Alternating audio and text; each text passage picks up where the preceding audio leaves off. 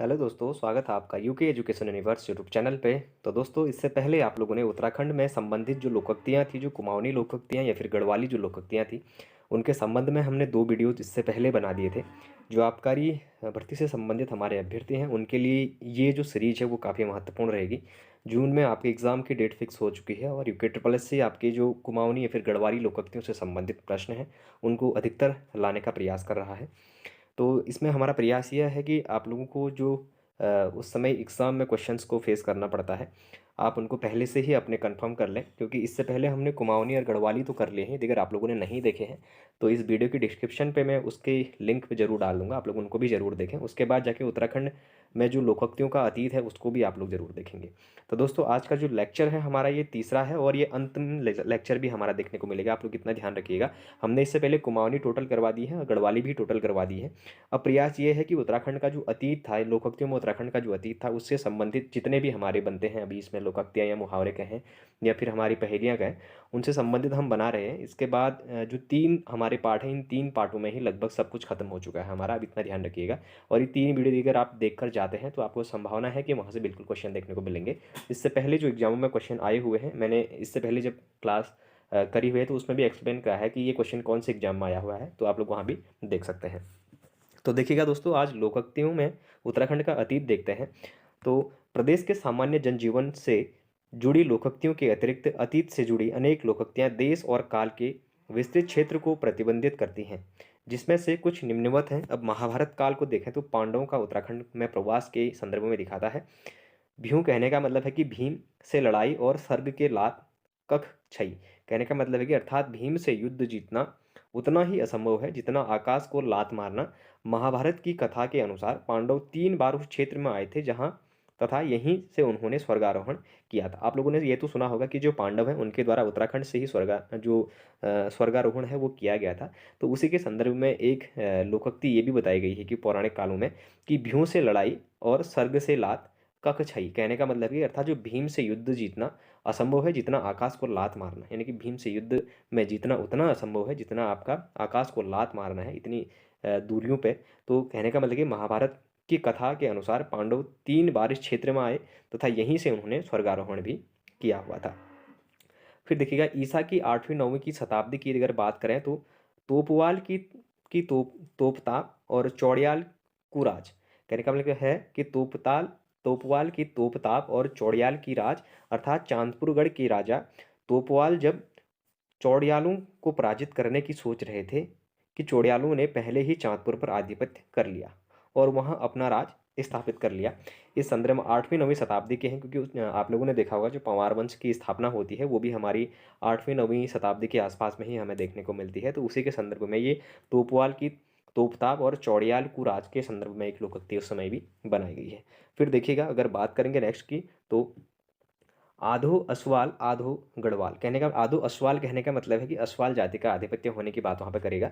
तो देखिएगा, आधो अश्वाल आधो गढ़वाल, गढ़वाल के आधे भाग पर अश्वाल जाति के सरदारों का अधिकार होने पर यह कहावत प्रचलित थी कि आधो अश्वाल आधो गढ़वाल कहने का मतलब है कि पूरे आधे गढ़वाल में तो अश्वाल ही रहता है, तो उसका अधिकार होने की वहाँ पर एक कहावत को प्रचलित करा गया। तो आधो अश्वाल आधो गढ़वाल आप लोग इस तरीके से समझिएगा। फिर देखिएगा, जू खाओ पने की कुंडली को द्यो लोहागढ़ मुंडली कहने का मतलब है कि जू खाओ पने की कुंडली को दयो लोहागढ़ मुंडली कहने का मतलब है कि कुमाऊं गढ़वाल के चंद राजा पंवार राजवंशों के निरंतर युद्धों से जो वीर लोहागढ़ कुमाऊं की रक्षा करते हुए वीरगति को प्राप्त हो जाते थे, उनके परिजनों को कुमाऊं की रक्षा करते हुए वीरगति को प्राप्त हो जाते थे, उनके परिजनों को क्या करा जाता था, पैनो क्षेत्र की संचित भूमि सेरा सेरा एक ऐसी भूमि आती थी, पुरस्कार स्वरूप दी जाती थी। इस तथ्य की पुष्टि इस लोकोक्ति से होती है। कहने का मतलब है कुखाऊ पने की कुंडली को द्यो लोहागढ़ मुंडली कहने का मतलब है कि जो हमारे वीर योद्धा थे वो यदि अगर वीरगति हो जाते थे तो उनके जो परिवार है उनको क्या दिया जाता था, पैनो क्षेत्र में एक सिंचित भूमि दी जाती थी। कहने का सिंचित भूमि जहाँ पर पैदावार अच्छी होगी तो वहाँ पे शेरा कहने का मतलब है जो भूमि दी जाएगी उसको शेरा कहा जाता था, तो शेरा के रूप में उनको पुरस्कार दिया जाता था। तो इसकी पुष्टि भी लोकोक्ति से करी गई है। फिर देखिएगा, एक सिंह रण बण एक सिंह गाय का, एक सिंह माधो माधो सिंह और एक सिंह कार का।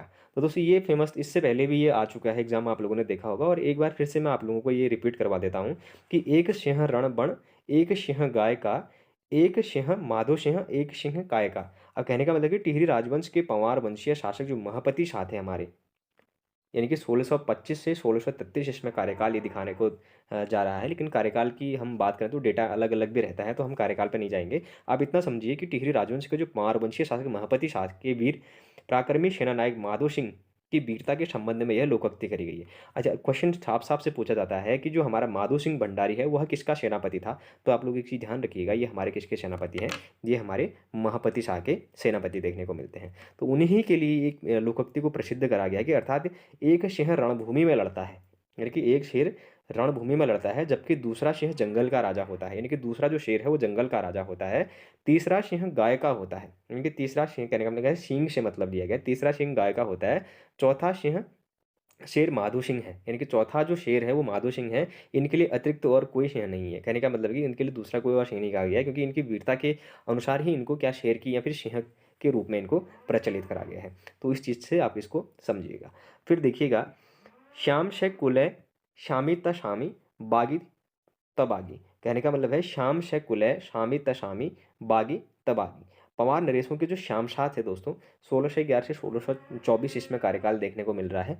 तो मोहम्मद तुगलक के समान सनकी था, वह अपनी हट निटधर्मिता के कारण प्रसिद्ध था, और उसके समय यह लोकोक्तियाँ प्रचलित थी, अर्थात यह किसी चीड़ के वृक्ष के सीधा या टेढ़ा जो भी कह देता सबको उसकी हाँ में हाँ मिलानी पड़ती थी। कहने का मतलब यह है कि अगर ये आज ऐसा कह दे कि आज दिन में तारे निकल गए हैं, तो लोगों ने क्या मान लेना है? उसको सच मान लेना है। तो यही बात होगी कि श्याम से कुलो श्यामे तशामी बागी तू बागी। कहने का मतलब है कि अगर वो आपका जो बोले तो उसी में हाँ भरना। इस मुहावरे का या फिर इस पहेली का हम अर्थ समझेंगे, जिसका तात्पर्य क्या कहा गया? यदि किसी चीड़ के वृक्ष को सीधा या टेढ़ा जो भी कह देता सबको उसकी हाँ में हाँ मिलानी पड़ती थी। अच्छा, गढ़वाल में ये जो शासन था ये किस जो शासक था उसके समय प्रचलित था? तो दोस्तों ये श्याम शाह, जो पंवार शासक हमारा कौन था? श्याम था, उसके समय प्रचलित था, उससे इसका संदर्भ निकाला गया है। फिर देखिएगा, भैर गौरला भितर गौरला अर्ज विनित कैमू करला। कहने का मतलब है कि भैर गौरला भितर गौरला अर्ज विनीति कैमो करला। कहने का मतलब है कि अब अर्ज गोरिल्ला से जो हमारी विनती है उसके करने की बात करी गई है। तो अंदर भी है कह रहा है, बाहर भी है कह रहा है, तो अर्ज विनती कैमा करला। कहने का मतलब ये हो गया कि एक समय कुमाऊं में जो गोरिल्ला जाति का शासन था, राज्य की प्रमुख रानी तथा उसके सभी दरबारी तथा अधिकारी गोरिल्ला ही थे।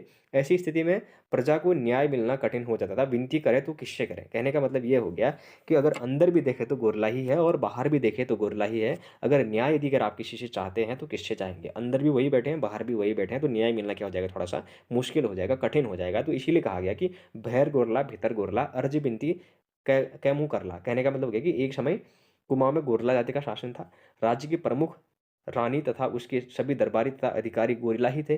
सभी स्थिति में प्रजा को न्याय मिलना कठिन होता था, इसलिए विनती करें तो किससे करें? इस जो लोकोक्ति है इसका तात्पर्य निकलता है। फिर देख लीजिएगा, गढ़वाल गढ़वाल कटक त कुमा सटक कुमा कटक तो गढ़वाल षटक। कहने का मतलब है कि गढ़वाल कटक तो कुमो षटक, कुमो कटक तो गढ़वाल षटक। कहने का मतलब ये है कि कुमाऊं से गढ़वाल और गढ़वाल से कुमाऊं षटक ने, कहने का मतलब कि भागने की प्रचलित प्रथाओं के बारे में बताया गया है। तो देखिएगा क्या बोलता है मुहावरे का अर्थ कि कुमाऊं गढ़वाल के राजाओं के समय दोनों ओर की प्रजा उनके युद्धों में त्रस्त थी। उन दिनों यह लोकोक्तियां प्रचलन में थी कि अर्थात गढ़वाल में युद्ध होने पर कुमाऊं की ओर तथा कुमाऊं में युद्ध होने पर स्थानीय जो प्रजाजन है वो गढ़वाल की ओर पलायन कर जाते थे। तो इसी के लिए कहा गया कि गढ़वाल कटक तो कुमो षटक, कुमो कटक तो गढ़वाल षटक। कटक का मतलब है कि जिस सेना का युद्ध होना है तो युद्ध से मतलब उसका निकालेगा। अगर गढ़वाल में कोई युद्ध हो रहा है तो जो वहाँ के प्रजाजन है वो गढ़वाल वाले कहाँ जाएंगे? कुमाऊं में आ जाएंगे। और कुमाऊं में अगर कोई ऐसा युद्ध हो रहा है तो वो लोग कहाँ जाएंगे? गढ़वाल चले जाएंगे। तो इसी के लिए जो लोकोक्ति है उसका प्रयोग करा गया कि गढ़वाल कटक तो कुमो षटक और कुमो कटक तो गढ़वाल षटक। फिर देखिएगा, रवाई का फौदार। रवाई का फौदार कहने का मतलब है पंवार शासन में जो रवाई उत्तरकाशी जनपद वाला जो क्षेत्र है में तैनात जो फौजदार थे वो बहुत ही अत्याचारी और निरंकुश था। उस लोकोक्ति अत्याचार को प्रतीक है, यानी कि रवाई का फौदार। रवाई का फौदार यानी कि रवाई का फौजदार आप इसको मान सकते हैं। अगर रवाई का फौजदार कभी आपके लोकोक्ति आती है तो इसका मतलब ये हो गया कि जो उत्तरकाशी जनपद का जो रवाई वाला क्षेत्र है दोस्तों, वहाँ पर अत्याचारी और निरंकुश एक शासन एक फौजदार थी। इस लोकोक्ति के अत्याचार के प्रतीक के रूप में रवाई का फौजदार के नाम से जाना गया। यह एक लोकोक्ति के रूप में उस समय प्रचलित होगी। फिर देखिएगा, गोरख्याणी मंची छा। गोरख्याणी मंची छा कहने का मतलब कि 1803 से 1815 तक उत्तराखंड में आप लोगों ने देखा होगा गोरखाओं का आधिपत्य रहने को यहाँ पे देखने को मिलता है। तो 1803 से 1815 तक गढ़वाल पर गोरखों का क्रूर एवं बर्बरतापूर्ण शासन रहा। उनके अत्याचारों को आज भी उक्त लोकोक्ति द्वारा संस्मरण किया जाता है। आप लोगों ने देखा होगा गोरखियाली शब्द किसके लिए प्रतीक है, तो आपने क्रूरता का आप लोगों ने पहले से ही देखा होगा, ये क्वेश्चन काफ़ी बार पूछा भी गया है, तो उसी के संदर्भ में ये लोकोक्ति भी बनाई गई है। फिर देखिएगा नादिर शाह मची छौ। अब नादिर शाह मची छौ कहने का मतलब है दिल्ली के निरंकुश शासक नादिर शाह के किस्से उत्तराखंड में भी सुने जाते हैं, इसलिए यह उक्ति उसके अत्याचारों का बखान करती है। नादिर शाह मची छौ कहने का मतलब नादिर नादिर शाह की तरह मची पड़ी है, कहने का मतलब यह हुई दिल्ली का जो शासक निरंकुश शासक था वो हमारा नादिर शाह हो गया, उसी के किस्से उत्तराखंड में सुनाए जाते थे, तो इसलिए यह उक्ति अत्याचारों का बखान करने के लिए नादिर शाह मची छौ कहने का मतलब इसका तात्पर्य निकाल दिया गया उससे। फिर देखिएगा मारी बांधी मुसलमान बुड़ैंदू। अब कहने का मतलब ये हो गया कि मारी बांधी मुसलमान बुड़ैंदू, जब औरंगजेब के शासनकाल में हिंदुओं का ब्लात इस्लाम से धर्म परिवर्तन किया जाता था, तो बहुत से हिंदू मैदान में भागकर पहाड़ों पर आ गए थे। धर्म परिवर्तन की व्यवस्था इस लोकोक्ति द्वारा प्रकट की जाती है, यानी कि मारी बांधी मुसलमान बुड़ैंदू कहने का मारी बांधी कहने का मतलब मारकर बांध कर मुसलमान बढ़ा दिया उनको। इस तरीके से देख लेना कि मारकर बांधकर उनको क्या कर दिया, मुसलमान बना दिया। तो ऐसा शासन कब चला था, औरंगजेब के समय पे चला था। आप इस चीज़ से समझिएगा, ऐसा शासन किसके समय था, औरंगजेब के समय था, जब हिंदुओं को बिलात इस्लाम धर्म में परिवर्तन कर दिया जाता था, और जो बहुत से हिंदू थे वो मैदानों से जो भागकर हैं वो कहाँ पर आ जाते थे, पहाड़ी क्षेत्रों में आ जाते थे, और धर्म परिवर्तन की व्यवस्था से इस लोकोक्ति को प्रकट करा गया कि मारी बांधी मुसलमान बढ़ेंदू, कहने का मतलब ये हो जाएगा इसका। फिर देखिएगा नवाब को बच्चा बड़्यूं छ। अब नवाब को बच्चा बड़्यूं छ कहने का मतलब है कि बड़ा नवाब बन के बैठा है। ये बड़ी एक उत्तराखंड में तो प्रचलित ही है कि नवाब बनकर बैठा है, कोई भी किसी से भी प्रयोग कर लेता है इसका। कहने का मतलब ये हो गया कि गढ़वाल के दक्षिणी भाग तराई पर मुगल नवाबों का अधिकार था, और उनकी शान शौकत पर उक्त लोकोक्तियाँ आज भी प्रचलित है कि इसी प्रकार अंग्रेजी राज में उनके ठाट बाट देखकर तथा उनकी जो जीवन शैली जीने वाले को नवाब के स्थान पर लाट का प्रयोग करके इसी लोकोक्ति को अलंकृत किया गया है। लाट कहने का मतलब ये हो गया कि किसी जो जगह है वहाँ का मालिक होना, वहाँ का क्या होना, एक अधिकारी, यानी कि बहुत खुद को सबसे बड़ा अधिकारी समझ लेना, उसका मतलब ही लाट वहाँ पे कहा जाता था, या फिर जिस अधिकारी के ऊपर वो सारी जिम्मेदारी होंगी उसको लाट अधिकारी कहा जाता था। तो नवाब को बच्चा बड़्योचा कहने का मतलब ये हो गया कि अपना आधिपत्य समझकर बैठा हुआ है। इससे मुगल काल से संबंधित आप लोगों को इसको समझाया गया है। फिर देखिएगा धोत्या कमाउन टोपल्या खाउन। अब धोतिया कमाउन टोपल्या खाउन कहने का मतलब ये हो गया कि अंग्रेजी राज में अपनी धोती पहनने वाले भारतीय परिश्रम से कमाते थे, और टोप पहनकर, यानी कि टोप पहनने वाले अंग्रेज उनकी कमाई खा जाते थे। तो धोतिया कमाउन और टोपिया खाउन कहने का मतलब कि जो धोती वाले हमारे क्या थे, कृषि थे, हमारे भारतीय कृषि थे, जो धोती पहनने वाले वो तो कमाएंगे, और टोपिया खाउन करेंगे, मतलब टोपी पहनने वाले जो अंग्रेज थे उनके खाने की इसमें बात करी गई है। ये लोकोक्ति इससे संबंधित होगा। फिर देखिएगा अंग्रेजों राज न गत्यु कपड़ा न पैटो नाच। कहने का मतलब हो गया अंग्रेजू राज न गत्यु कपड़ा न पैट्यू राज, कहने का कपड़े पहनने से संबंधित कोई बात ही नहीं है कह रहा है उसमें। अंग्रेजू राज न गत्यु कपड़ा न पैट्यू नाच, मतलब कि अंग्रेजी शासन में भारतीय जनता की विभिन्नता पर इस लोकोक्ति से सजीव चित्रण होता है, अर्थात उनके राज में ना तो ढकने को कपड़ा ही मिलता था और ना ही पेट भरने को अनाज। ना पेट्यो नाच, पेट्यो नाच कहने का मतलब कि अनाज से उसका संबंध करा है, पेट्यो से मतलब पेट भर अनाज की बात करेगा। तो ये सभी लोकोक्तियाँ इतिहास के धरोहर पर तथा हमें उत्तराखंड के अतीत में झांकने का अवसर प्रदान करती हैं। एक बार फिर से देखिएगा अंग्रेजू राज न गैत्यू कपड़ा न पेटो ना, कहने का मतलब अंग्रेजू राज, जब अंग्रेजों का राज था, न गैत्यू कपड़ा, न गैत्यू कहने का मतलब शरीर, न गैत्यू कपड़ा कहने का मतलब न शरीर पर कोई शरीर ढकने के लिए कोई कपड़ा, न पेट्यू नाज, न हमारा पेट भरने के लिए कोई क्या था, अनाज था, कह तो इसी चीज़ को संदर्भ में अंग्रेजों से संबंधित लिया है इसने कि अंग्रेजी शासन में भारतीय जनता की विभिन्नता का इस लोकोक्ति से सजीव चित्रण होता है, अर्थात उनके राज में न तो तन ढकने को कपड़ा मिलता था और न ही पेट भरने को अनाज मिलता था। ये सभी लोकोक्तियाँ इतिहास के धरोहर हैं तथा हमें उत्तराखंड के अतीत को झांकने का अवसर प्रदान करती हैं। तो दोस्तों ये लगभग हमारे खत्म हो चुके हैं आज। हमने इससे पहले कुमाऊनी लोकोक्तियाँ, गढ़वाली लोकोक्तियाँ करी थी, और उत्तराखंड के उत्तराखंड लोकोक्तियों में जो उत्तराखंड का अतीत था उससे संबंधित भी हमने देख लिया। यानी कि लगभग हमारे जितने इंपॉर्टेंट बनते हैं क्वेश्चन इसी जो चैप्टर हैं इन 3 ही चैप्टरों से बनते हैं, यानी कि कुमाऊँ, गढ़वाल और जो उत्तराखंड के अतीत से संबंधित बनती हैं।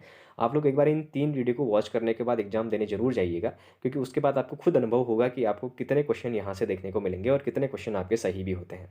तो दोस्तों यदि अगर आप लोगों को ये सीरीज पसंद आया हुआ हो तो आप लोग चैनल को जरूर सब्सक्राइब करें। जल्द ही हम एक नया और सीरीज़ लेकर आने का प्रयास भी करेंगे, जिसमें आप लोगों को आने वाली सभी परीक्षाओं के लिए काफ़ी सहायता प्रदान करने का हम प्रयास करेंगे। तो दोस्तों यदि अगर आप लोगों को ये वीडियोज़ हम जो निरंतर डाल रहे हैं, यदि अगर आप इन्हें सपोर्ट करेंगे, इन्हें शेयर करेंगे, लाइक करेंगे, कमेंट्स करेंगे, तो हम निरंतर फिर प्रयास करेंगे कि आप लोगों के सामने संबंधित उत्तराखंड से या फिर जनरल नॉलेज से, हिंदी से संबंधित वीडियो ला पाए। धन्यवाद।